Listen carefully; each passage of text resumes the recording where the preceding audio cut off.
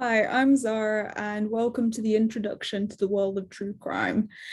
In this very short episode, I'm just going to explain to you lovely people about what true crime is and give you some understanding as why people look for this true crime genre in particular. First off, these episodes that you'll see next are 5 in total, each devoted to a form of subgenre of true crime. In order, they are essentially cold cases, conspiracies, cults, white-collar crimes, and serial killers, all similar in that they're all some form of crime and have the intention of giving the audience a surprise or shock. True crime can essentially be defined as a non-fictional genre in which the author or creator examines an actual crime and details the actions of real individuals. Crime as entertainment has often cemented a place in popular culture. It's essentially a production of news, as it's one of the main topics that's always considered newsworthy. One example of this would be how it's a central component in entertainment in Canadian and North American society, with it often presented as informative. With true crime, it grips the collective imagination of television viewers, theatergoers, internet browsers, and readers of true crime books in particular. The boundaries between information and crime entertainment have been increasingly blurred over in recent years. Through the rise of reality crime TV shows to true crime being reflected in media formats as entertainment.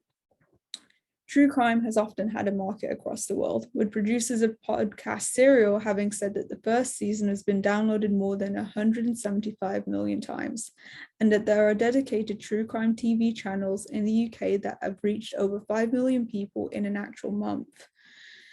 For example, the True Crimes Sony Crime TV channel show that the UK audience watching is more female, and the co-host Rachel Fairburn of All Killer No Filler podcasts about serial killers have reported that its audience is now 80% to 85% female. The audience essentially is predominantly females. There's more reasons to why women watch true crime in particular, as we'll explain in more detail.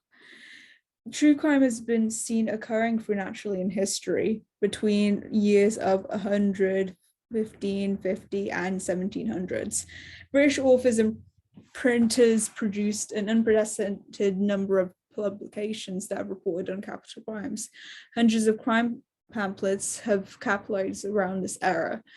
These publications contain illustrations on horrifying acts such as torture or dismemberment or even witchcraft, reflective of the photos that once often shared on true crime documentaries. For example, if you've ever watched documentaries that feature serial killers in particular, you could often sometimes see pictures of the dead victims and their gruesome, bloody remains. It's similar to what has been seen throughout these years. True crime has increased its popularity throughout these years, with detective stories being created, such as Sherlock Holmes, and mysteries and murders occurring that purport these, detective stories itself from the 19th century onwards. Since the early ages, true crime has always been there to report in these crimes and asked to consider a society as how we both contributed and learned from the shocking acts of our age. These episodes themselves would equally make us question this. Through examining these subgenres, cold cases, for example, are cases of crimes that have remained open and unsolved. Conspiracies are essentially what hide in the shadows of vision in the world that should be normal. Cults are essentially a system of devotion or religion towards objects or figures. White-collar crimes are typically crimes of privilege, but shocking in the sense that it comes from a place where people usually get away with it if it wasn't for the fact that they weren't rich. But in this case, they are rich, and unfortunately, that's what attracts many people to these crimes. It's less grim, but most people find it shocking regardless. And more lastly is serial killers, as it's what's mostly seen and represented in true crime the most. In each episode, I will focus on the cases of these subgenres to give everyone a better understanding of what they see and what also true crime is. Thank you for listening.